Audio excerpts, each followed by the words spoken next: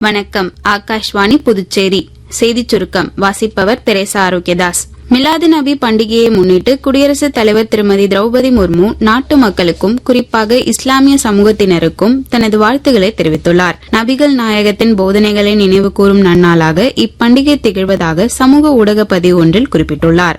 ஓணம் பண்டிகையையும் மிலாது நபி திருநாளையும் முன்னிட்டு குடியரசு துணைத் தலைவர் திரு சி.பி. ராதாகிருஷ்ணன் குடிமக்கள் அனைவருக்கும் தனது வாழ்த்துக்களை தெரிவித்துள்ளார். பிரதமர் திரு நரேந்திர மோடி நாட்டு மக்களுடன் பகிர்ந்து கொள்ளும் 137வது மன் கி பாத் என்னும் மனதின் குரல் நிகழ்ச்சி ஆகாஷ்வாணியில் வரும் 30ஆம் தேதி ஞாயிற்றுக்கிழமை காலை 11 மணிக்கு ஒலிபரப்பாக உள்ளது. இந்நிகழ்ச்சியில் இடம்பெற வேண்டிய கருத்துக்களை பொதுமக்கள் நமோ செயலி, மைகவ் இணையதளம் மற்றும் 1800117800 என்ற கட்டணமில்லா தொலைபேசி வாயிலாக வரும் 28ஆம் தேதி வரை தெரிவிக்கலாம் என்று அறிவிக்கப்பட்டுள்ளது. 2026 தேசிய விளையாட்டு தின கொண்டாட்டங்களின் ஒரு பகுதியாக மத்திய இளைஞர் விவகாரங்கள் மற்றும் விளையாட்டு அமைச்சகம் நாளை பஞ்சாப் மற்றும் ஹரியானாவின் ஒவ்வொரு மாவட்டத்திலும் உள்ள 2 கல்லூரிகளிலும் சண்டிகர் யூனியன் பிரதேசத்திலும் கேலோ இந்தியா சம்வாத் கேல் கி பாத் PMK சாத் என்ற நிகழ்ச்சியை ஏற்பாடு செய்வது குறிப்பிடத்தக்கது. உக்ரைன் மக்களுக்கு சுதந்திர தின வாழ்த்துக்களை தெரிவித்ததற்காக